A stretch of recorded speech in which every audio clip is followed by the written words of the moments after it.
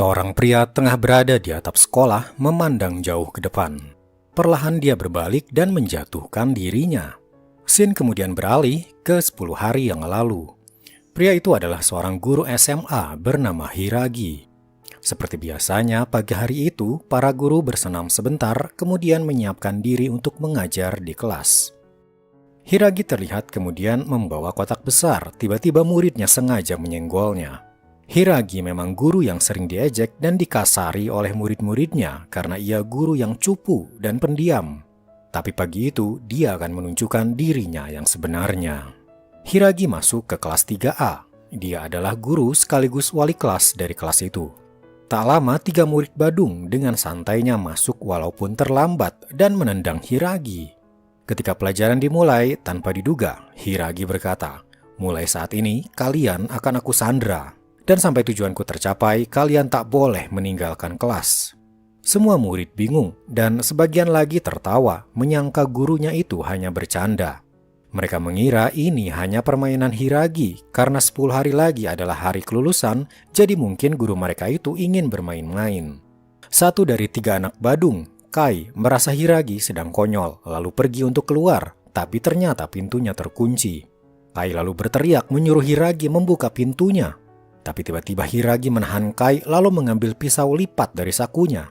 2 temannya mencoba menyerang Hiragi, tapi Hiragi melawan mereka semua.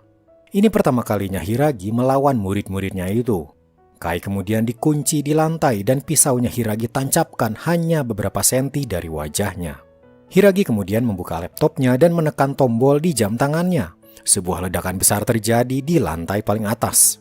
Ledakan itu membuat jalan menuju keluar gedung jadi tertutup. Guru-guru dan para murid lainnya segera keluar mengevakuasi diri, tapi karena kelas 3A berada di paling ujung gedung dan kini jalannya tertutup, maka mereka adalah satu-satunya kelas yang terjebak di dalam gedung sekolah. Ruangan yang masih bisa diakses hanya kelas mereka, ruang kesenian, dan toilet. Hiragi berkata, ada beberapa bom lagi di seluruh area sekolah ini yang siap meledak kapan saja. Para murid langsung mengambil ponsel mereka, tapi Hiragi langsung melarangnya. Dia pun kini menyita semua ponsel, tak satu pun boleh menggunakannya. Seorang murid bertanya apa maksud dari semua ini. Hiragi kemudian bertanya balik pada para murid, siapa yang tahu alasanku melakukan hal ini? Seorang menjawab, mungkin karena kami sering mengasari dan mengejekmu makanya kau balas dendam. Aku tak akan bertindak sejauh ini jika alasannya hanya sesepele itu, ujar Hiragi. Ia kemudian menuju satu bangku kosong, membuat semua siswa langsung teringat siapa yang biasa duduk di situ. Siswi cantik berprestasi bernama Reina, yang kini sudah meninggal karena mengakhiri hidupnya sendiri. Tapi kematian Reina tak ada hubungannya dengan kami, timpal Kai. Kurasa tak begitu, balas Hiragi. Satu di antara kalian ikut andil dalam terbunuhnya Reina, tambahnya. Dan kali ini aku ingin kalian menjawab kenapa Reina bisa mati. Jika jawaban kalian benar, kalian akan dibebaskan. Tapi jika salah, salah satu dari kalian akan mati. Jawabannya akan aku tunggu jam 8 nanti, kata Hiragi. Ekspresi satu kelas menyiratkan protes tak terima, tapi Hiragi menekankan kalau dirinya serius. Yang bertugas menjawab kenapa Reina bisa mati adalah kau, Sakura, ujar Hiragi menunjuk siswi manis di bangku paling depan. Kai kesal dan mencoba memecahkan jendela, tapi ternyata jendelanya sudah diganti dengan kaca tebal anti pecah oleh Hiragi. Hiragi pun keluar kelas menuju ruangan seni karena dia adalah guru seni. Sakura mengejar Hiragi dan protes kenapa dirinya yang harus menjawab jam 8 nanti. Hiragi berpendapat kalau Sakura orang yang paling dekat dengan Reina. Tapi Sakura menyangkal karena ia pernah menerima surat dari Reina yang isinya Reina tak mau berteman dengan Sakura. Tapi Hiragi tetap ingin nanti Sakura yang menjawabnya. Kembali ke kelas, mereka kini hanya bisa duduk menunggu. Sebagian dari mereka ada yang ketakutan, sementara sebagian mencoba untuk mencari jalan keluar, menggedor-gedor jendela meminta bantuan. Suara Hiragi tiba-tiba terdengar dari speaker, berkata kalau dari luar kelas ini tidak terlihat karena kacanya sudah diganti. Hiragi ternyata sudah memasang kamera juga, jadi walaupun ia tak ada di kelas, ia bisa tahu situasi di sana. Jika ada yang berani merusak kamera, kalian akan dihukum, ancam Hiragi. Ponsel Hiragi berbunyi, ia ditelepon oleh guru lainnya menanyakan keadaan para siswa 3A. Tapi dengan tenangnya, Hiragi berkata, saat ini para siswa 3A sedang saya sandra. Beralih di tempat lain, 2 orang polisi sedang mengejar kriminal. Tiba-tiba seorang dari mereka ditelepon mendapat kabar kalau para siswa di sekolah bernama SMA Kayo sedang disandra.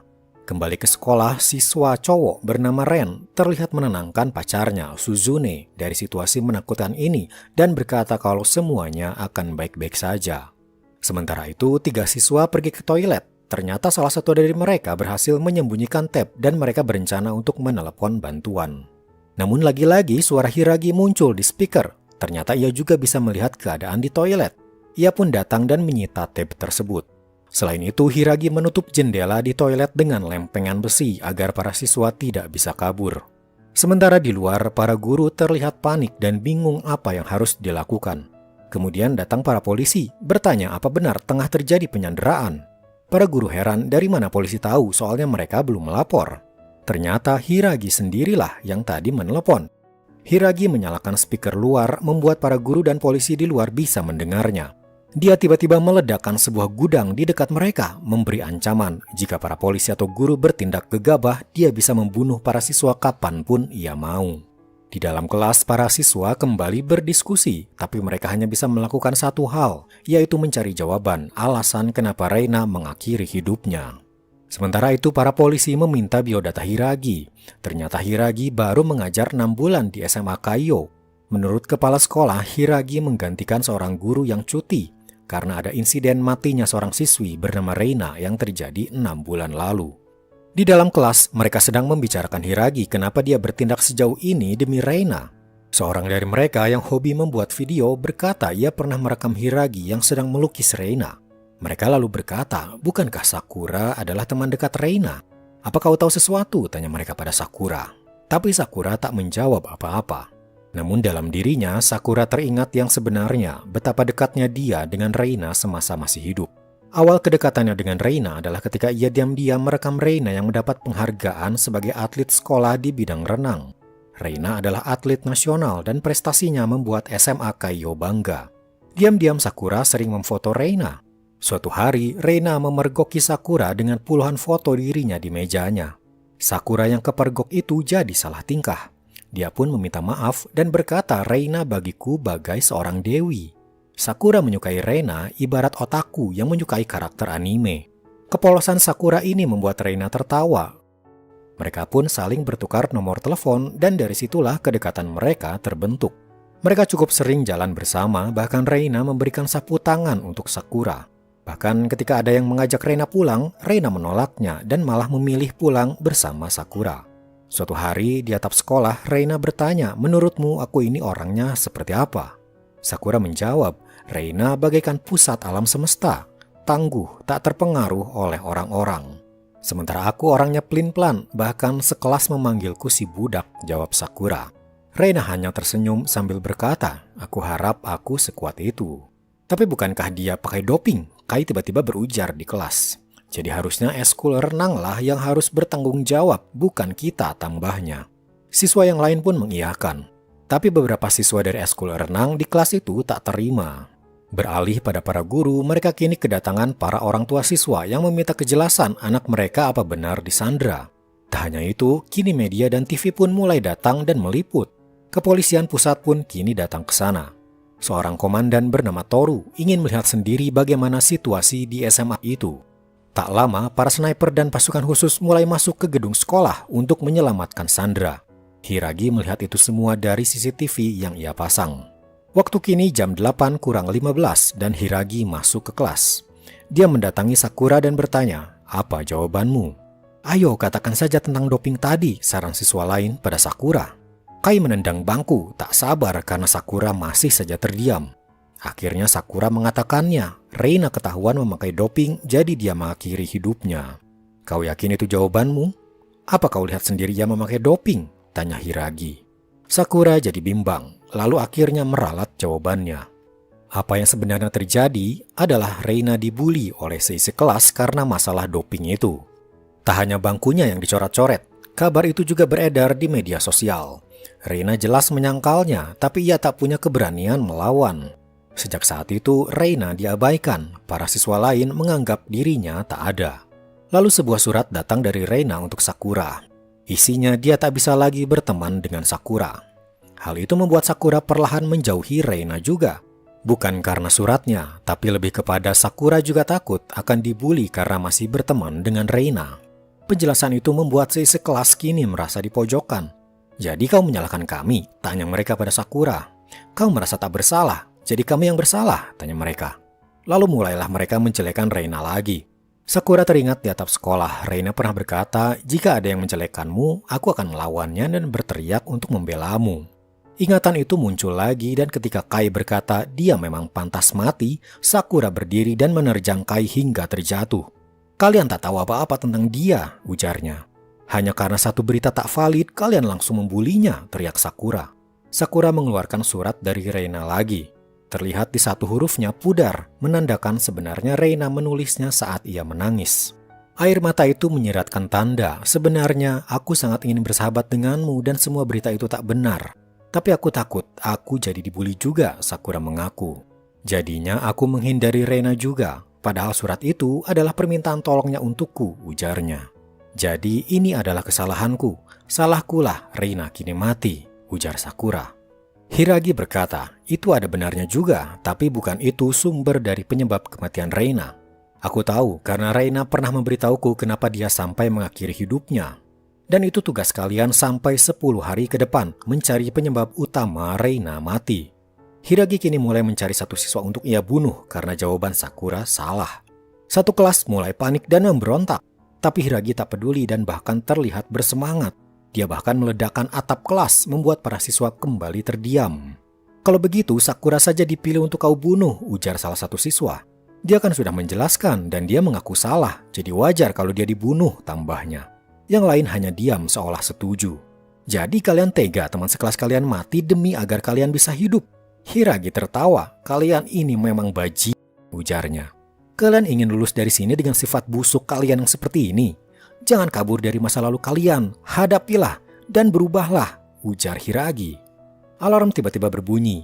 Para pasukan ternyata sudah masuk ke area kelas. Hiragi mengontak polisi dan tak menyukai adanya penyusup masuk. Dia membanting seorang siswa bernama Ren.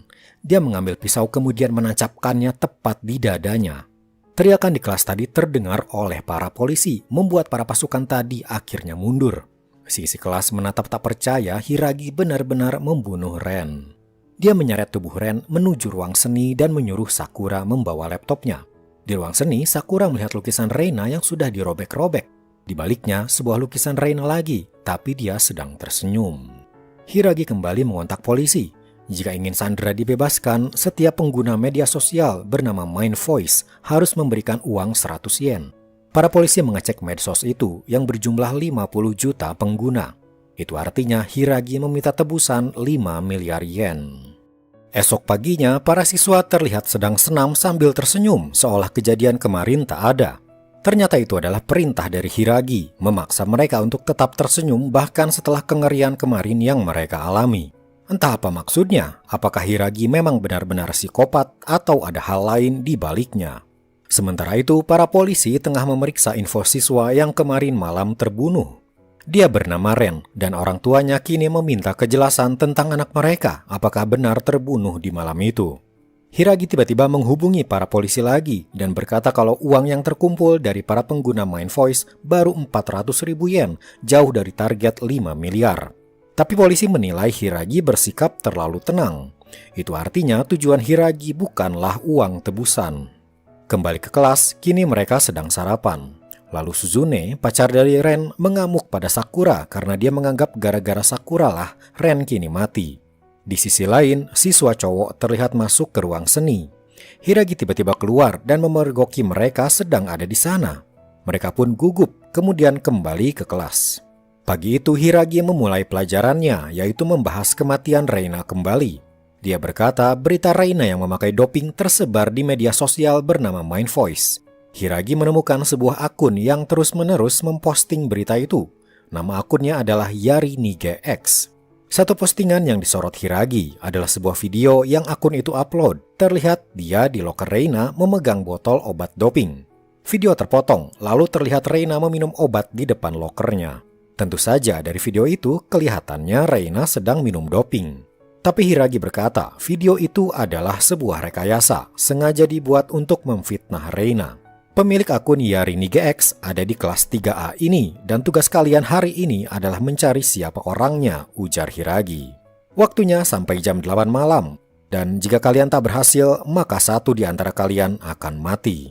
Beralih pada kedua polisi, mereka kini mendatangi tempat Hiragi dulu mengajar sebelum di SMA Kaiyo. Kepala sekolahnya berkata, memang pernah ada kasus tentang Hiragi ini di sekolah kami. Hiragi pernah berpacaran dengan pengajar di sekolah ini juga.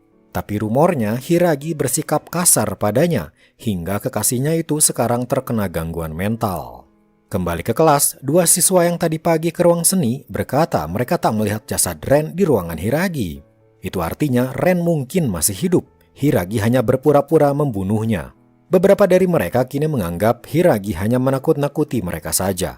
Flashback ketika Reina masih hidup. Dia pernah mengalami ancaman mulai dari sepatunya yang dijatuhkan ke dalam toilet. Ketika Sakura muncul, Reina berbohong dan berkata ia sendiri yang ceroboh menjatuhkannya tak sengaja.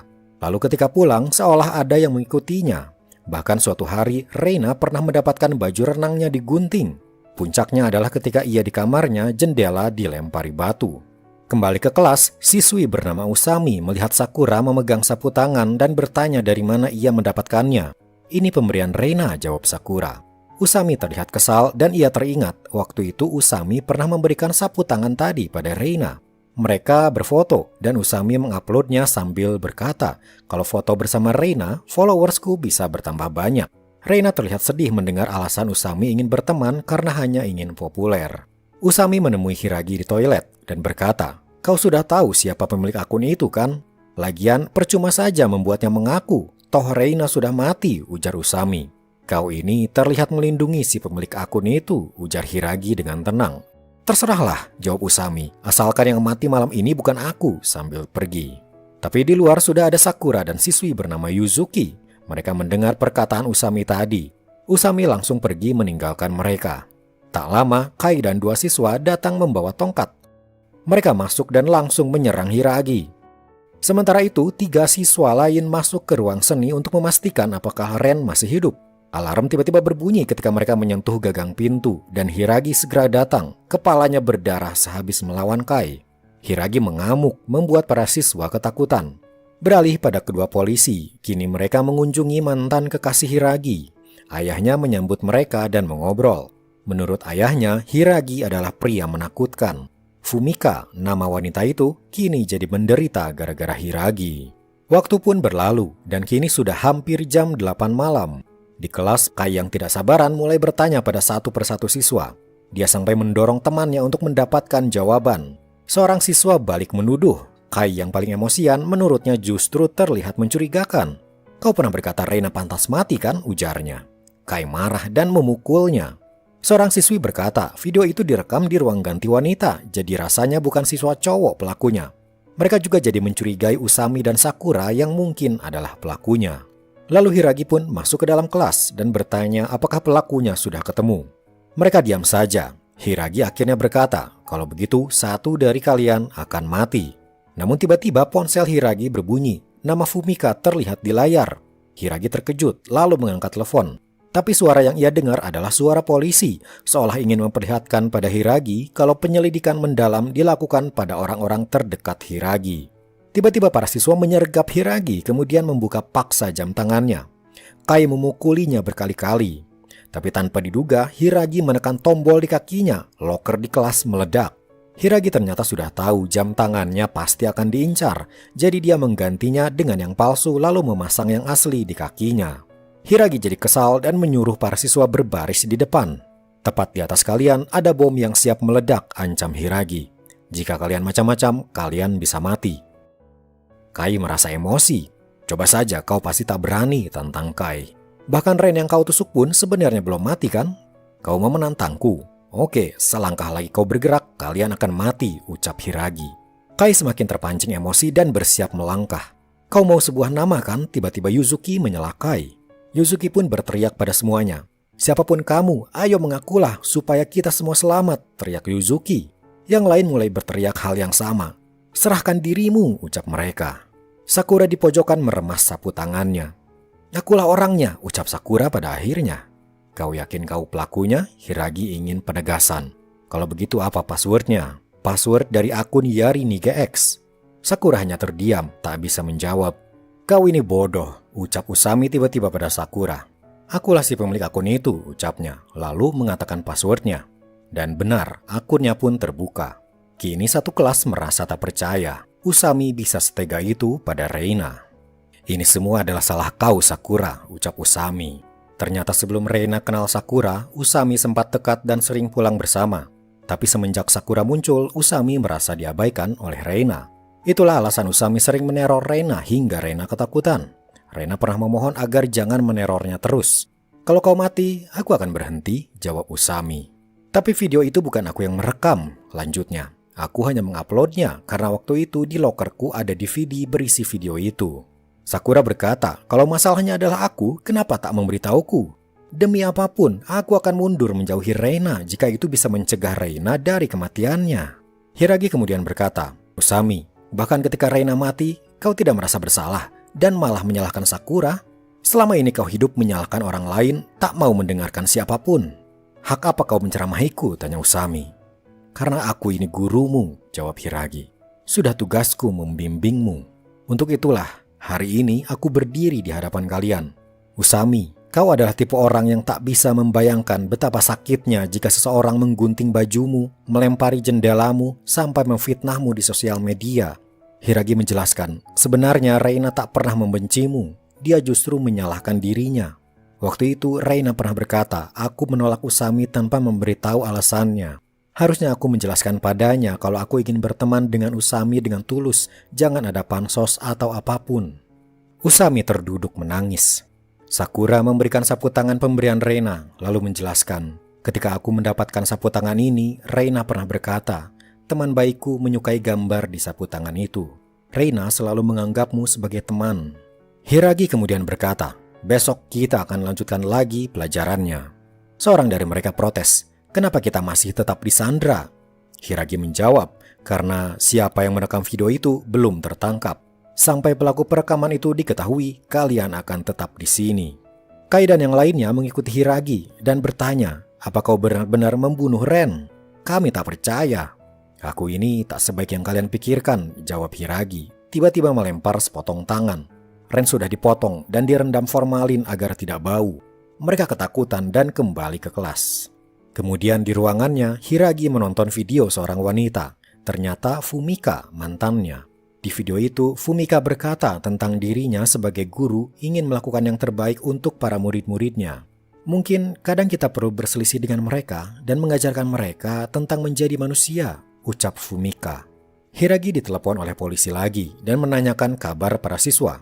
Hiragi kemudian berkata, aku ingin 30 onigiri untuk mereka makan. Permintaan itu pun akan dikabulkan dan dikirim oleh komandan pusat, Toru. Setelah menunggu, Toru masuk sendirian ke gedung sekolah dan mereka bertemu di lantai bawah. Semua pembicaraan mereka terekam di alat penyadap yang ditempel di jas Toru. Tapi ternyata Toru sendiri yang merusaknya dan pistol yang dibawa Hiragi juga adalah pistol mainan. Ternyata mereka berdua berteman dan Toru sudah mengetahui aksi Hiragi ini. Bahkan Toru berkata kalau dia hanyalah amatiran dibanding Hiragi. Mereka pun duduk mengobrol, lalu Hiragi mengambil pistol sungguhan milik Toru. Ternyata Toru sengaja datang dan ikut dalam penyelidikan ini untuk membantu Hiragi. Sebelum pulang, Toru meminta Hiragi untuk memukulnya agar terlihat dia diserang. Hiragi tanpa segan-segan berlari dan memukulnya sekuat tenaga. Hal itu membuat polisi lainnya percaya kalau Toru sudah berusaha menghentikan Hiragi dan Toru tidak akan dicurigai sebagai teman Hiragi. Keesokan paginya, hari ketiga para siswa disandra, Hiragi memulai pelajarannya dengan menampilkan video yang diposting Usami di Mind Voice. Video ini memang bukan direkam oleh Usami, tapi perekamnya ada di kelas ini. Karena ini masuk ke ranah kriminal, maka ini adalah tugas Anda, ujar Hiragi tiba-tiba memegang ponselnya. Ternyata sedari tadi pembicaraan itu sengaja diperdengarkan pada polisi. Seorang letnan polisi bernama Gunji yang dari hari pertama memimpin penyelidikan kini disuruh Hiragi untuk menangkap pelaku perekaman video tersebut. Waktunya sampai jam 8 malam. Jika pelaku tak tertangkap, maka kali ini 5 orang siswa akan mati. Gunji pun kini terpaksa menuruti kemauan Hiragi dan mulai berdiskusi dengan para polisi lainnya. Di video terlihat si pelaku memakai jaket renang. Jadi ada kemungkinan pelakunya adalah siswa dari eskul renang di kelas 3A. Sementara di kelas, para siswa yang ikut eskul renang mulai dicurigai karena jaket itu, tapi mereka menyangkalnya. Suasana semakin panas ketika Suzune kembali menyalahkan Usami. Jika kau tak menguploadnya, kita mungkin tak sengsara seperti ini, tuduhnya. Usami tak mau meladeni Suzune dan pergi. Sakura terlihat mengejarnya. Pergilah, aku tak perlu dikasihani, Usami berujar. Tapi aku ingin tahu, ucap Sakura. Aku ingin tahu siapa pelakunya dan alasannya kenapa dia membenci Reina. Usami kemudian berkata, pelakunya bisa saja sengaja memakai jaket eskul renang walaupun dia tak ikut eskul renang itu. Beralih ke toilet pria, terlihat seseorang memegang ponselnya dan memposting ke sosmed Mind Voice tentang polisi yang disuruh menemukan pelaku perekaman. Postingan itu langsung jadi berita dalam beberapa menit, padahal info itu hanya para polisi yang tahu. Gunji mulai mengira ada siswa yang berhasil mendapatkan ponsel dan siswa itu memberitahu situasi terkini di dalam kelas. Gunji pun langsung mend-DM siswa tersebut dan bertanya, siapa kamu? Aku siswa 3A, jawabnya, berhasil menyembunyikan ponsel di toilet. Aku perlu bantuanmu, Gunji mend-DM balik. Beralih ke rumah Fumika, dia terlihat keluar dari kamarnya dan tak sengaja melihat berita di TV. Ia kaget ketika foto mantan kekasihnya muncul di berita itu. Kembali lagi pada Hiragi, dia terlihat menonton rekaman dari kamera yang ia sita. Terlihat salah satu teman eskul renang Reina bernama Kakeru habis dihajar oleh siswa Badung dari sekolah lain karena disangka Kakeru adalah pacar Reina. Si Badung itu ternyata menyukai Reina dan tak suka ada cowok lain yang mendekati Reina. Akibatnya fatal. Kakeru dirawat dan kakinya terluka hingga dia tak bisa berenang lagi. Hari itu Sakura datang menjenguk Kakeru dan berterima kasih karena telah melindungi Reina. Aku harap kamu masih mau mensupport Reina, mohon Sakura pada Kakeru. Bagaimana bisa? Aku sudah tak bisa renang, ujar Kakeru. Kau kan bisa jadi manajer eskul renang, saran Sakura. Kembali ke masa kini, di kelas Sakura teringat perkataan Usami tentang ada siswa yang bukan dari eskul renang yang datang saat lomba. Dia adalah Kaito, dan Sakura ingat Kaito saat itu memakai jaket eskul renang. Kakeru ingat saat itu dia meminta Kaito membantunya ketika acara perlombaan berlangsung dan meminjamkan jaketnya pada Kaito. Sementara itu, Gunji datang ke tempat lomba saat itu diadakan dan bertanya siapa saja yang datang. Tiba-tiba DM muncul dari siswa tadi bahwa seisi kelas kini mencurigai Kaito. Gunji kemudian menemukan detail lagi di video itu. Terlihat di lengan jaket ada noda kekuningan. Artinya mungkin si pelaku saat itu makan atau minum sesuatu. Gunji pun meminta siswa ini menanyakan pada anggota eskul renang saat hari perlombaan mereka makan apa. Waktu kini jam 8:15. Hiragi masuk ke kelas dan men-loudspeaker pembicaraannya dengan Gunji. Hiragi bertanya, jadi siapa pelakunya? Gunji menjawab tersangkanya ada dua, yaitu Kaito dan Karen. Tapi kunci dari siapa pelakunya ada pada noda di lengan jaket. Noda kekuningan itu akibat dari jus tomat yang tumpah. Dan di hari itu, Karen meminum jus tomat, sementara Kaito makan jelly, ujarnya. Tiba-tiba Karen menyangkal, hari itu aku makan jelly, dan tadi sore Hiragi sudah bertanya padaku juga, jelasnya. Gunji terjebak. Ternyata yang mend-DM Gunji kalau Karen minum jus tomat adalah Hiragi sendiri. Ditambah lagi, Hiragi sedari tadi sudah tahu kalau Gunji saling DM dengan siswa yang ponselnya disembunyikan di toilet. Itu artinya yang minum jus tomat sebenarnya adalah Kaito. Si isi kelas kini melirik Kaito. Dia akhirnya tak bisa mengelak dan akhirnya mengaku kalau memang dialah pelakunya. Adegan flashback ketika Kaito ternyata sedang menembak Reina. Tapi sayang, pernyataan cintanya itu ditolak oleh Reina. Kaito sebelumnya memang sudah tahu kalau Reina selama ini menyukai Kakeru. Tapi ia tak terima karena dia merasa Kakeru lebih rendah darinya. Kemudian di jalan, seseorang mendatanginya dan berkata, kau ingin memberi pelajaran pada Reina karena telah menolakmu kan? Rekam saja dia diam-diam dan permalukan dia. Kaito pun terhasut dan dia datang ke lokernya mengambil botol obat yang ternyata aslinya botol vitamin. Dia bersembunyi di dalam loker lain dan merekam Reina yang berganti baju. Namun ada perasaan bersalah dalam dirinya. Ia pun berhenti merekam, keluar loker lalu kabur. Kaito sendiri kaget ketika videonya direkayasa, padahal botol asli yang ia pegang saat itu hanyalah vitamin, tapi di video berganti jadi botol obat doping. Dan yang menyimpan DVD berisi video di loker Usami juga bukan dirinya. Hiragi kemudian bertanya, kenapa dendammu pada Reina yang telah menolakmu tidak kau ubah menjadi motivasi? Hiragi kemudian bercerita, Dulu ada seorang guru yang gagal menyelamatkan muridnya yang terlibat tawuran antar sekolah. Murid itu meninggal dan guru itu jadi dendam pada pelaku tawuran. Tapi guru itu kini menjadi polisi dan mengubah rasa dendamnya menjadi motivasi untuk menyelamatkan orang lain agar tidak mengalami apa yang pernah dialami muridnya dulu. Gunji hanya terdiam. Dari mana Hiragi tahu tentang masa lalunya? Kakeru pun sama, lanjut Hiragi. Dia dipukuli sampai tak bisa berenang. Pasti ada rasa dendam. Tapi kini ia menjadi manajer eskul renang. Dendamnya ia ubah untuk memajukan eskul renang. Tapi kau Kaito, kau gagal mengubah dendammu menjadi motivasi yang positif. Kau lemah. Aku tak terima diriku lebih lemah dari Kakeru, ujarnya sambil menarik kerah Kakeru. Dia tidak lemah, potong Sakura. Reina pernah bercerita padaku, gara-gara aku, Kakeru jadi terluka. Itu membuatku jadi harus berjuang lebih keras untuk menang di setiap lomba, seolah semangat Kakeru juga kini ada padaku. Selesai mendengarkan, Hiragi tiba-tiba menodongkan pistol. Karena Gunji gagal menebak pelakunya, maka hari ini 5 orang akan mati, ujarnya. Kaito berkata, ini salahku, gara-gara aku Reina kini mati. Aku bersedia jadi salah satu dari 5 orang itu. Tinggal 4 orang lagi, ucap Hiragi. Dia pun memanggil 4 orang lainnya, membuat mereka panik. Gunji mendengar teriakan mereka lalu nekat berlari menuju gedung sekolah tempat siswa 3A disandra. Sementara 5 siswa sudah dibawa ke ruang seni. Gunji kemudian mendengar ledakan, arahnya dari ruang seni. Sakura melihat reruntuhan akibat ledakan, terlihat potongan-potongan tubuh di sana. Di luar gedung, Gunji menghadap CCTV dan berkata, demi agar kejahatan ini tak terulang lagi, aku pasti akan menangkapmu. Lalu di sebuah ruangan, Kakeru terbangun dan bingung, sementara 4 temannya masih pingsan. Ia semakin bingung ketika melihat Ren ternyata masih hidup. 4 teman lainnya terbangun juga dan juga merasakan hal yang sama, bingung dan takut. Hiragi pun kembali ke kelas dan pelajaran hari keempat dimulai. Fakta terbaru kini terungkap, yaitu ada orang yang menghasut Kaito untuk membuat video. Jadi tugas mereka sekarang adalah menemukan siapa si penghasut itu. Hiragi bertanya, yang merasa pelakunya angkat tangan. Aku, jawab Kai tiba-tiba. Sekelas tak menyangka pelakunya akan diketahui secepat ini. Teman dekat Kai pun marah, tak menyangka Kai akan melakukan hal itu. Hiragi berkata pada Kai, tapi sepertinya yang merekayasa bukan kau, karena editan videonya tak akan bisa dilakukan oleh anak SMA.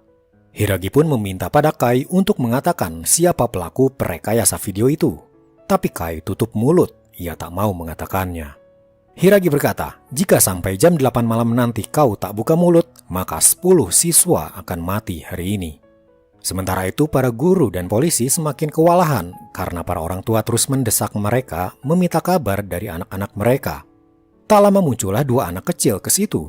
Mereka mengenalkan diri dan mencari kakak mereka bernama Kai. Ibu mereka sedang sakit di rumah jadi tak bisa datang. Di sana Toru mendapat telepon dari Hiragi. Toru berkata kalau Gunji sudah keluar dari penyelidikan ini karena kemarin gagal menyelamatkan 5 siswa. Hiragi berbicara sambil terlihat dia meminum obat. Toru juga bertanya, apa keadaanmu baik-baik saja? Tampaknya Hiragi punya masalah dengan kesehatannya. Beralih ke kantor polisi, Gunji kali ini bertugas menyelidiki kasus lain. Dia sedang menginterogasi seorang pria yang bekerja di bar karena masalah perizinan. Kabarnya bar itu di-backing oleh kelompok bernama Belms. Selesai menginterogasi, Gunji tak sengaja melihat Fumika di sana. Fumika datang untuk meminta ponselnya kembali. Namun ketika ia hendak pulang, dia mendengar kata Belms. Sepertinya Fumika tahu sesuatu tentang kelompok itu. Belms adalah kelompok berandalan. Mereka seperti Yakuza versi remaja dan beberapa anak muda tahu tentang kebrutalan mereka.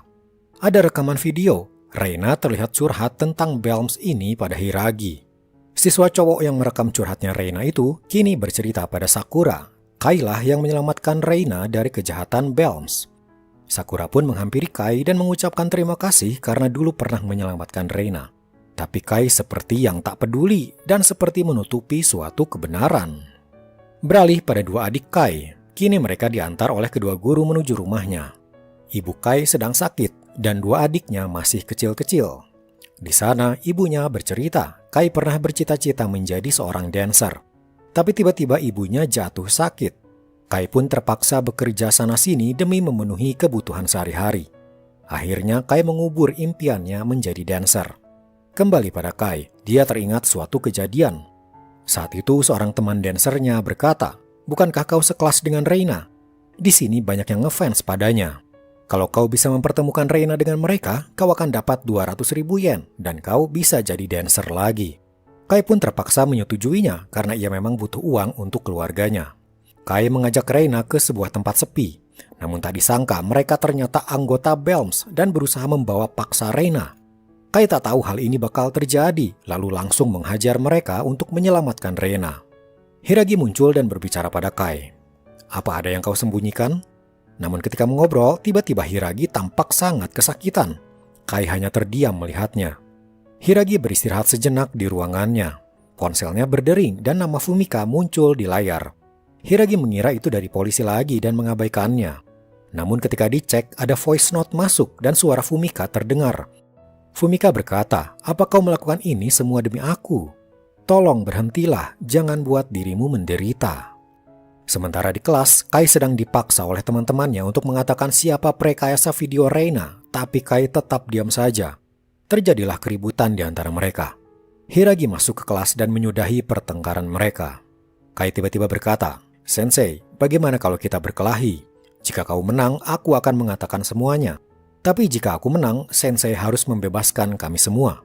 Hiragi pun meladeni tantangan Kai itu dan diam-diam menyalakan ponselnya yang terhubung dengan Gunji. Pertarungan pun terjadi.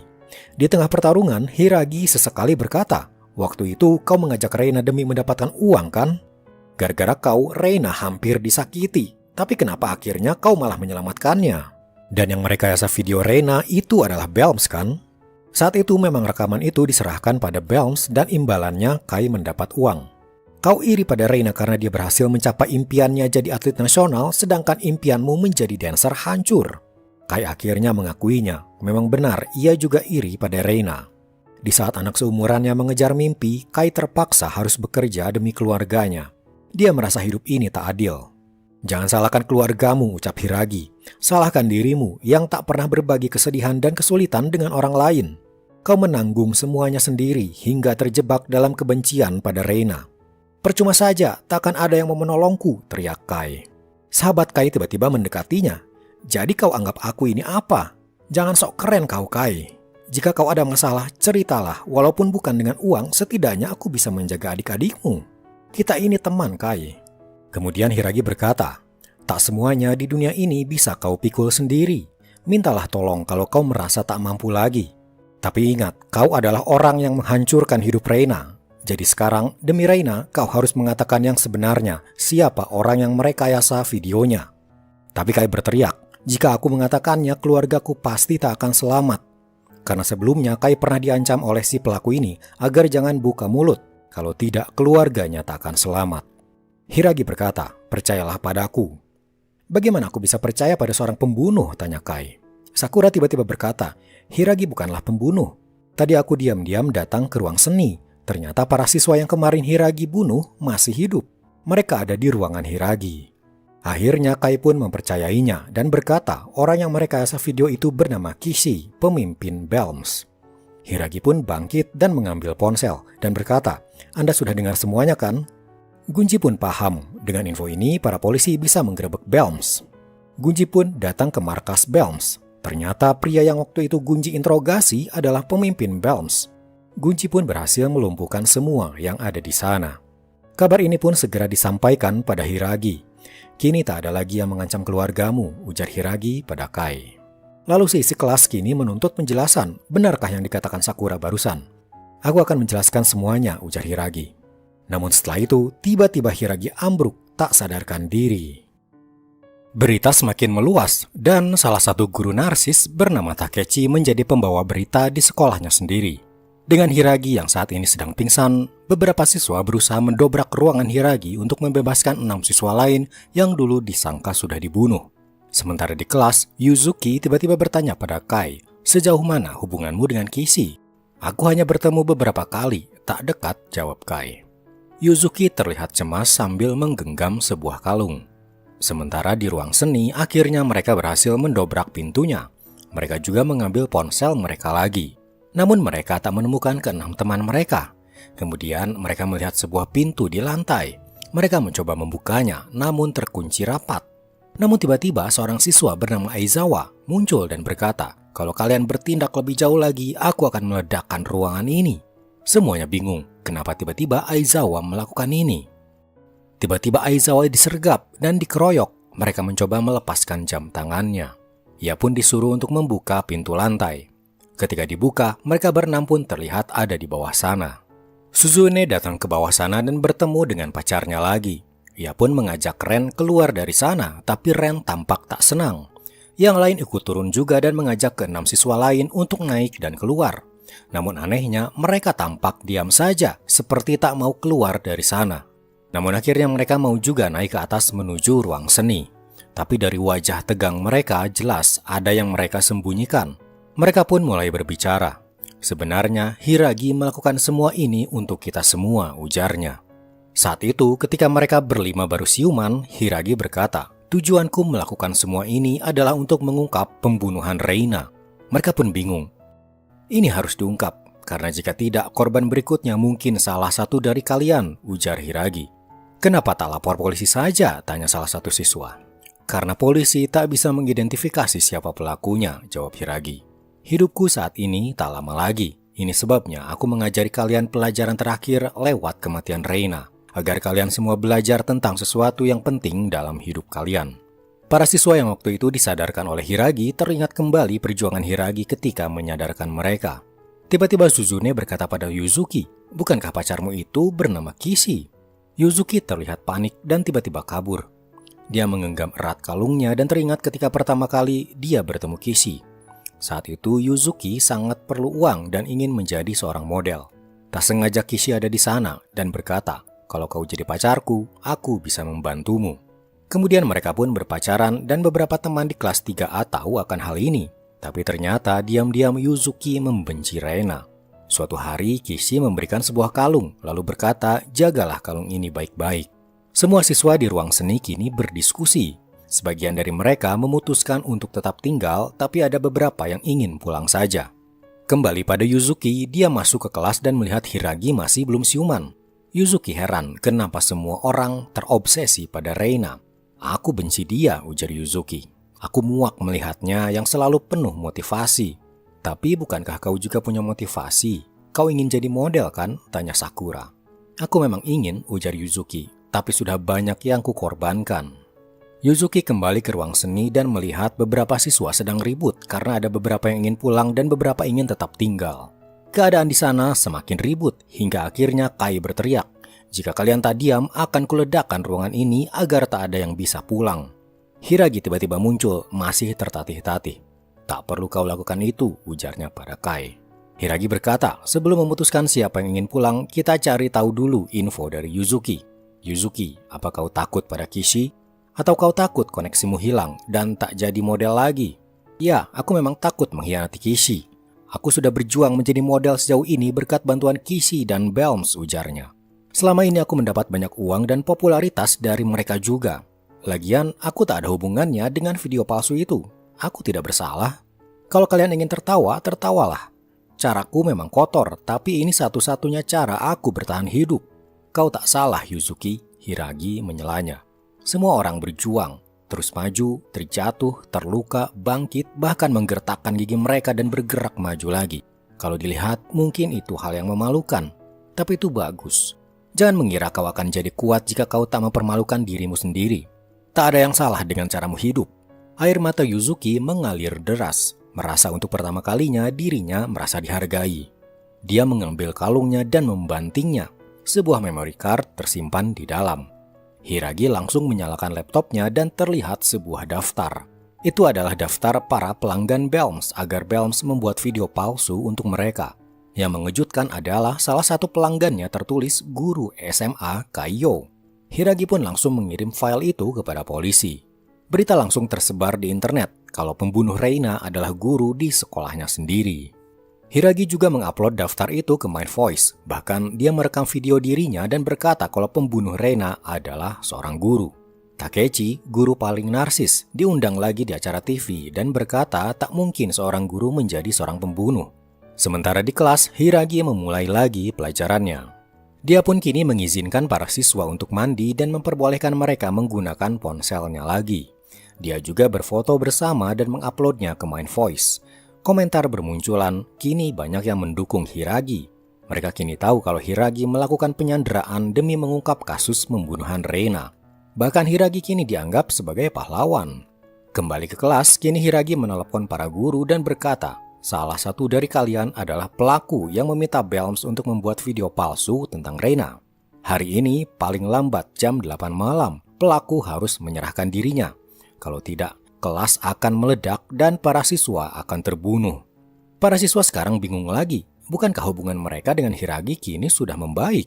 Hiragi berkata, aku menggunakan kalian untuk menguak kebenaran. Ia juga kini menyita lagi ponsel mereka. Jika kalian tak mau mati, coba cari kira-kira siapa guru yang membuat video palsu Reina, ucap Hiragi pada para siswa. Mereka pun kini mulai berdiskusi. Akhirnya ada beberapa guru yang kemungkinan menjadi tersangkanya. Dua di antaranya adalah guru sekaligus pelatih eskul renang, Pak Masaru, dan guru narsis, Pak Takechi. Para siswa yang ikut eskul renang berkata, Pak Masaru adalah pelatih yang keras dan disiplin. Suzune ditanya, bukankah waktu kelas 1 kamu ikut ekskul renang? Kenapa sekarang tidak lagi? Apa mungkin karena beredar rumor kau sibuk pacaran, jadi Pak Masaru mengeluarkanmu? Suzune menjawab, pasti Pak Masaru ingin mengeluarkan Reina juga karena tak sesuai ekspektasinya, jadi dia membuat video palsu agar Reina dikeluarkan. Suzune jadi emosi mengingat masa lalunya ketika ia pertama kali masuk ekskul renang. Saat itu dia dilatih sangat keras, bahkan dimarahi karena kemampuan Suzune belum memenuhi ekspektasi Pak Masaru. Tapi dia berjuang terus setiap latihan hingga larut demi bisa menjadi atlet hebat, lalu pulangnya dijemput pacarnya Ren. Lalu pada suatu hari, Suzune datang untuk latihan, tapi langsung dimarahi karena kemarin dia membolos. Pak Masaru melempar banyak foto, terlihat Suzune berpacaran dengan Ren. Eskul renang tak butuh orang yang hobinya pacaran, Pak Masaru berujar. Tapi kemarin aku bolos karena Ren mengantarku ke rumah sakit, jelas Suzune. Tapi Pak Masaru langsung mengeluarkan Suzune dari eskul renang. Ingatan itu membuat Suzune jadi benci pada Pak Masaru. Di toilet, dia bertemu dengan siswi bernama Yuki yang ternyata berhasil mengambil ponselnya diam-diam. Kemudian Suzune punya ide. Ia pun merekam dirinya, berkata kalau pelaku pembunuhan Reina adalah guru eskul renang, Pak Masaru. Yuki yang merekam terlihat kaget. Suzune berkata pada Yuki, upload videonya ke MindVoice supaya kita tak mati terbunuh malam nanti, ujarnya. Di ruangannya ternyata Hiragi melihat semua kejadian di toilet itu bersama Sakura yang kebetulan akan mengambil makan malam. Beralih pada Gunji, dia bersama rekannya menyelidiki dulunya Hiragi sempat bekerja di studio film. Menurut seorang aktor di sana, Hiragi adalah aktor juga, berperan sebagai monster di film Kamen Rider. Mereka juga mendapat info penting bahwa ternyata pemilik studio film itu adalah ayah dari Fumika. Itu artinya kemungkinan ayah Fumika ada hubungannya juga dengan aksi Hiragi ini. Kembali ke kelas, waktu kini hampir jam 8 malam dan Hiragi melihat para siswa sudah berdiskusi siapa kira-kira guru yang merupakan pelakunya. Hiragi menunjukkan ponsel. Di dalamnya ada rekaman Suzune yang ia lakukan tadi siang menyebut Pak Masaru lah pelakunya. Suzune berkata, aku hanya mengutarakan pendapatku. Sekarang Pak Masaru dihujat habis-habisan loh oleh netizen, ujar Hiragi. Hiragi kemudian menghubungi para guru lagi dan berkata, silakan pelaku sebenarnya serahkan dirimu. Namun para guru tak ada yang mau mengaku. Tampaknya para siswa di sini menyimpulkan Andalah pelakunya Pak Masaru. Suzune, kesini dan jelaskan semuanya, suruh Hiragi. Suzune pun maju dan mulai berbicara. Mengakulah. Kau yang minta dibuatkan video palsu Reina pada Belms kan? Jika tidak, kami akan mati. Kau pasti menyudutkan Reina sama halnya dengan yang kau lakukan padaku dulu. Hanya karena aku membolos sehari, itu pun karena aku ke rumah sakit. Tapi kau langsung mengeluarkanku. Padahal impianku adalah menjadi perenang dan setiap hari aku berlatih untuk menjadi yang terbaik. Kau merenggut impianku, ujar Suzune sambil menangis. Masaru kini berkata pada Suzune, aku juga tahu sekeras apa kau berlatih. Kaulah murid yang paling berjuang keras. Tapi ketika hari kau ke rumah sakit, ibumu meneleponku dan menyuruhku ke rumah sakit. Menurut dokter, kau punya penyakit jantung dan olahraga berat akan membahayakan dirimu. Taruhannya adalah nyawa. Jika aku memberitahumu, kau pasti akan keras kepala dan tetap berlatih. Maka terpaksa waktu itu aku mengeluarkanmu demi hidupmu. Hiragi menutup laptopnya. Jadi kau masih ingin menuduh Pak Masaru? Tapi aku tak tahu hal ini, ujar Suzune. Tapi kau sudah membuat video tuduhan ini. Video ini belum diupload, ucap Hiragi, karena Hiragi langsung menyitanya saat di toilet tadi siang. Syukurlah, jawab Suzune. Tiba-tiba ia ditendang. Apanya yang syukurlah? Fakta bahwa kau merekam video tuduhan itu dan berniat menyebarkannya di internet tetaplah ada. Kau sadar apa yang terjadi jika video ini benar-benar tersebar? Gara-gara omonganmu, seorang pria tak bersalah hampir saja dipermalukan. Dirinya, keluarganya, semuanya bisa terluka gara-gara kecerobohanmu. Berpikirlah sebelum kau bertindak. Bertanggung jawablah dengan apa yang kalian lakukan. Jangan lupakan ini. Apa yang kau lakukan bisa saja menghilangkan nyawa orang lain.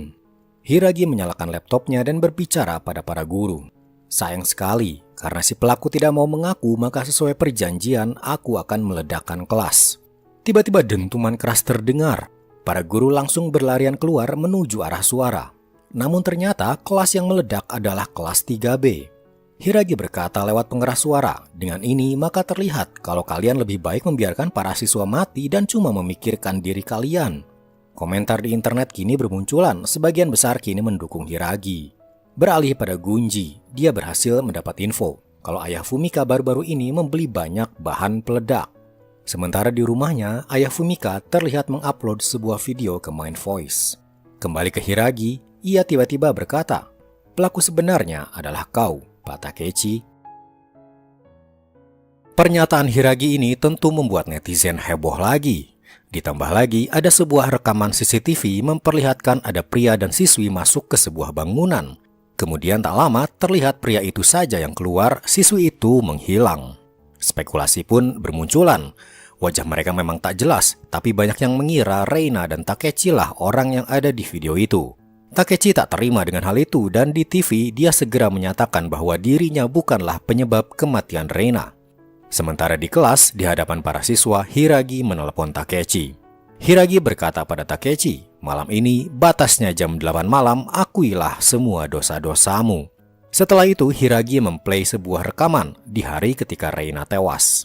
Reina berbicara pada Hiragi, aku akan bertemu dengan seseorang yang telah membuat video palsuku. Dia adalah guru di sekolah ini. Rekaman CCTV ditayangkan, dan ketika bagian di zoom terlihat nama Reina di tas itu. Kemudian menjelang malam, Takechi ditelepon lagi oleh Hiragi, memintanya untuk datang ke gedung sekolah sendirian. Ia pun melakukannya. Di ruangan itu hanya ada Hiragi dan Takechi. Takechi tetap mengelak kalau dirinya bukanlah orang yang ada di video tersebut. Hiragi berkata, kau pernah menawarkan beasiswa masuk universitas pada Reina kan? Tapi Reina menolaknya. Reina menolak bukan karena tak tertarik, tapi dia tahu ada kejahatan di balik itu. Semua siswa yang mendapat beasiswa itu tahun pertama di universitasnya 90% keluar karena tak mampu bersaing dengan mahasiswa lainnya. Hidup mereka jadi sulit dan merasa sebagai orang yang gagal. Itu karena Takechi memberikan beasiswa bukan pada siswa yang tepat. Sementara Takechi tetap melakukannya karena setiap siswa yang ia ajak, dia akan mendapat banyak uang. Takechi bahkan menyuap Reina agar mau ikut beasiswa itu. Tapi Reina mengancam, kasus Takechi ini akan ia laporkan pada dinas pendidikan. Sebuah pesan masuk ke ponsel Hiragi. Ketika dibuka, ada hasil zoom dan peningkatan resolusi dari video itu. Terlihatlah wajah Takechi. Namun Takechi masih saja menyangkal. Dia berkata, memang benar aku yang meminta Belms membuat video palsu Reina minum doping. Tapi, tiba-tiba Hiragi berbalik mengarah ke atas. Ternyata ada kamera dan sejak tadi semua pembicaraan mereka disiarkan live di Mind Voice. Jutaan orang menonton. Pengakuan Takechi tadi bahwa dialah yang memesan video doping Reina pada Belms jadi bukti bahwa dirinya bersalah. Takechi tak terima dijebak seperti ini. Dia berkata, aku tak salah, aku hanya memberikan beasiswa pada para siswa. Salah sendiri mereka tak bisa mengikuti pelajaran di universitas. Aku hanya perlu mencari siswa lain lagi. Hiragi marah dan berkata, para siswa itu manusia, bukan barang dagangan yang bisa kau manfaatkan untuk mendapatkan uang. Mereka masih muda, tak tahu arah jalan yang benar. Kita, para gurulah yang harus membimbing mereka agar tak salah jalan, dan agar tak menjadi manusia yang gagal dalam hidup. Para polisi kemudian datang dan menangkap Takechi, sementara Hiragi kembali ke dalam gedung. Sementara itu, esoknya Gunji mendatangi rumah Fumika. Dia bertanya tentang hubungannya dengan Takechi. Fumika berkata, aku bertemu dengannya saat pelatihan guru. Setelah itu dia menghubungiku dan bertanya apakah ada siswa yang ingin mendapat beasiswa. Takechi memberikan uang suap padaku untuk memaksa siswaku ikut beasiswanya. Tentu saja aku menolaknya, cerita Fumika. Kembali ke kelas, seorang siswi bernama Runa terlihat serius mengotak-ngatik laptop. Dia seorang ahli IT dan sedang menyelidiki keaslian video Reina bersama seorang pria yang tersebar di internet itu. Tak disangka dia menemukan fakta mengejutkan. Beralih pada Gunji, dia kini sedang menginterogasi Takechi. Gunji ternyata punya fakta baru. Ditemukan juga video Fumika bersama seorang siswa, terlihat seperti mereka berduaan. Video ini juga direkayasa, dibuat untuk menjatuhkan nama Fumika. Inilah yang membuat Fumika sekarang terkena gangguan mental. Dan video ini juga dibuat Belms atas permintaan Takechi. Kembali ke kelas, temuan mengejutkan Runa adalah ternyata yang selama ini mereka kira Takechi lah yang ada di dalam video, ternyata sebenarnya itu Hiragi. Jadi, apa itu artinya yang membunuh Reina adalah Hiragi? Hiragi tiba-tiba muncul. Para siswa berteriak meminta penjelasan apa yang sebenarnya terjadi. Kembali pada Gunji, kini dia menemui Toru dan berkata, "Aku sudah menyelidiki kasus ini dan ternyata ayah Fumika terlibat. Tapi ayah Fumika selama ini hanyalah ayah angkat. Kaulah ayah kandung Fumika. Kau berkomplot dengan Hiragi untuk menolong Fumika agar bisa menangkap Takechi." Tapi Toru tetap bersalah karena berkomplot dengan seorang Hiragi. Tak lama muncullah polisi dari kantor pusat langsung mengamankan Toru. Kasus Hiragi ini pun kini diambil alih oleh pihak kantor polisi pusat. Kembali ke kelas, mereka kini bingung apa yang harus dilakukan setelah tahu kalau yang ada di dalam video itu ternyata Hiragi. Siswa bernama Soma berkata, "Aku akan mengupload fakta ini ke Mind Voice." Keadaan langsung memanas, ada yang setuju tapi ada juga yang tidak. Mereka yang tak setuju merasa Hiragi adalah sosok guru yang mempertaruhkan nyawanya demi kita semua. Terlihat selama dia menyandera, dia selalu mengajarkan nilai kehidupan pada para siswa. Kalau fakta itu diupload, Hiragi akan menjadi tersangka pembunuhan. Mereka menyelidiki lagi detail video itu. Ternyata ada kejanggalan lagi. Terlihat tas yang dipakai Reina adalah tas eskul renang, sementara jika pulang sekolah, harusnya tas sekolah lah yang dipakainya. Artinya, siswi yang ada di video itu juga bukan Reina. Artinya lagi, keseluruhan video ini kemungkinan palsu. Mereka pun menghubungi toko sekitar apakah benar ada CCTV di sana. Ternyata tak pernah ada CCTV di daerah sana. Mereka pun akhirnya berpikiran kalau video ini sengaja dibuat Hiragi untuk menjebak Takechi. Takechi selama ini menggunakan video rekayasa untuk menjatuhkan Reina. Hiragi pun kini membalas dendam, menjatuhkan Takechi dengan video rekayasa juga. Mata dibalas mata, video palsu dibalas video palsu. Itulah tujuan Hiragi. Beralih ke kantor polisi, kantor pusat kini telah mengerahkan tim khusus untuk membebaskan para siswa. Namun tak disangka, Gunji juga datang ke gedung sekolah dan kini ia berhadapan dengan Hiragi. Gunji berkata, "Apapun tujuanmu, yang kau lakukan ini adalah kesalahan. Jadi aku harus menangkapmu." Mereka pun berkelahi. Namun akhirnya Gunji bisa dikalahkan dan kini ia diborgol di ruangan Hiragi. Kembali ke kantor pusat, mereka kini menarik pasukan khususnya karena tahu Gunji kini disandra oleh Hiragi. Sementara itu, ayah Fumika terlihat mengupload video versi lebih jelas yang terlihat Hiragi lah si pria tersebut. Internet jadi heboh kembali. Tiba-tiba mereka berkomentar bahwa Hiragi adalah penjahat dan pembunuh. Beralih pada Hiragi, dia kini tak sadarkan diri dan dirawat oleh Sakura sehabis bertarung dengan Gunji. Ponselnya berdering, Sakura hendak mengambilnya tapi Hiragi siuman. Ayah Fumika menelponnya, berkata, "Video versi lebih jelas sudah aku upload. Aku berterima kasih karena telah bertindak sejauh ini demi Fumika." Setelah itu, Hiragi kembali ke kelas. Dia berkata, "Kalian pasti sudah tahu kalau video yang memperlihatkan dirinya kini sedang ramai dan viral.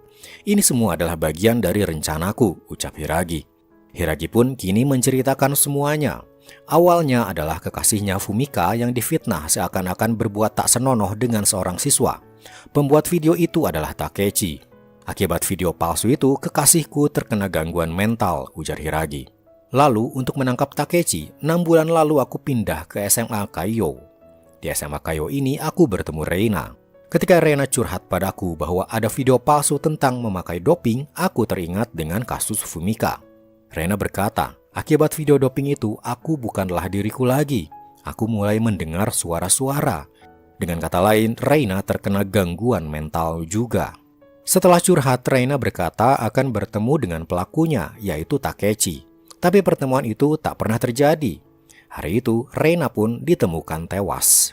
Hiragi berkata, jika saja hari itu aku menemaninya, mungkin dia tak akan mati. Tapi aku sadar, mungkin takdir Reina tak akan berubah karena video doping itu telah merusak dirinya. Aku ini punya kanker dan waktuku tak lama lagi. Tapi kenapa Reina yang mati lebih dulu? Dia masih muda, masih punya masa depan. Kenapa bukan aku dulu yang mati? Tapi kematian Reina membuatku sadar bahwa sebagai guru aku belum melakukan apa-apa. Dan selama beberapa hari ini aku telah membuat kalian semua takut. Aku benar-benar meminta maaf. Tapi kalian kini sudah berubah dan aku bangga pada kalian. Terima kasih kalian telah mengizinkanku menjadi guru kalian. Hiragi pun kini pergi ke ruangannya tempat Gunji ditahan di sana. Dengan menodongkan senapan, Hiragi menyuruhnya untuk ikut bersamanya. Hiragi menuju ke lorong, tapi Sakura datang dan mencoba menahannya. Ia tahu Hiragi pasti akan melakukan hal nekat.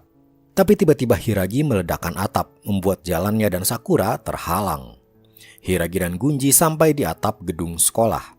Para guru, polisi, dan media langsung menyorotnya. Bahkan saat ini aksinya itu disiarkan live di Mind Voice. Hiragi seperti orang gila, tertawa dan menembakkan senapannya.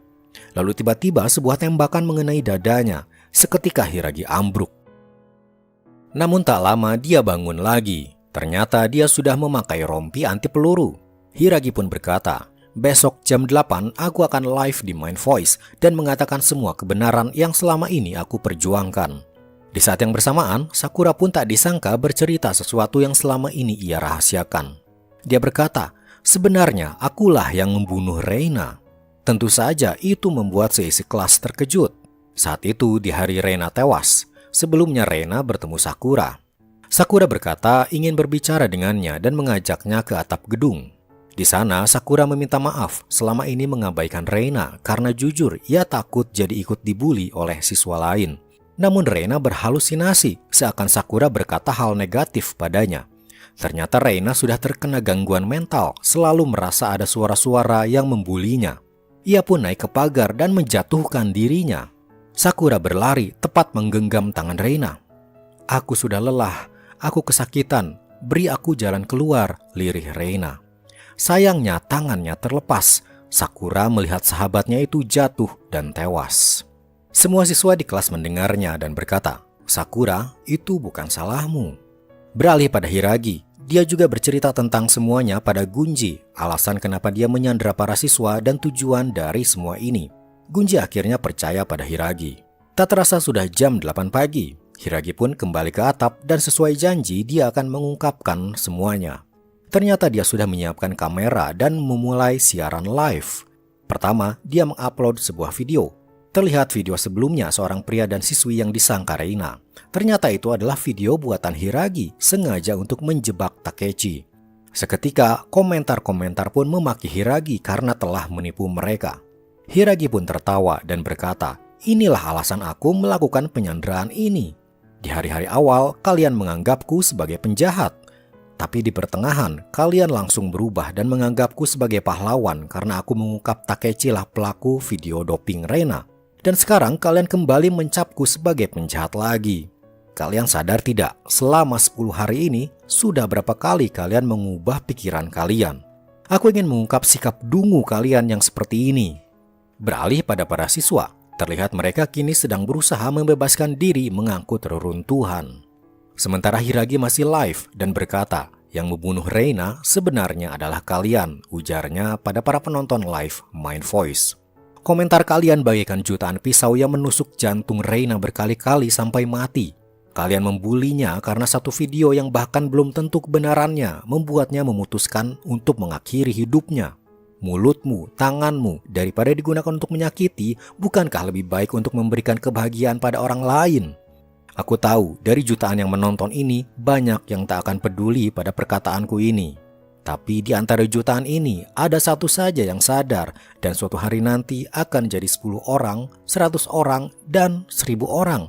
Berarti aku tak sia-sia berdiri di sini. Aku mohon, ingatlah perkataanku ini. Kembali pada para siswa, akhirnya mereka berhasil membuka jalan dari reruntuhan. Sakura yang pertama datang pada Hiragi. Dia melihat Hiragi perlahan berjalan ke pinggir gedung dan menjatuhkan dirinya. Sakura segera berlari menggapai tangannya. Hiragi bergelantungan pada tangan Sakura. Kejadian yang sama yang Sakura alami dengan Reina. Sakura tak mau mengulangi kesalahan yang sama dan berjuang sekuat tenaga menahan Hiragi agar tak jatuh. Kai muncul diikuti oleh siswa lain hingga akhirnya mereka bisa menyelamatkan Hiragi. Sakura, dari kejadian tadi, apakah waktu itu kau melepas tangan Reina? Tidak, jawabnya. Aku ingin dia tetap hidup. Sakura, kau tidak membunuh Reina. Dengan tanganmu itu, kau berusaha menyelamatkannya. Jadi berhentilah menyalahkan dirimu. Sementara di bawah, ternyata Fumika ada di sana dan sedari tadi melihat aksi Hiragi itu. Lalu muncullah Takechi. Dia pun berkata, aku memohon maaf karena telah membuatmu terluka. Gunji kemudian muncul di atap dan berkata, Hiragi, kau telah menyebabkan semua kekacauan ini dan harus ditangkap. Ia pun dibawa ke bawah dan Fumika bertemu dengan Hiragi. Fumika pun berterima kasih padanya. 3 tahun telah berlalu dan mereka kini reuni. Mereka pun mengingat Hiragi yang kini sudah meninggal setahun setelah aksi penyanderaannya itu akibat sakit kanker yang dideritanya.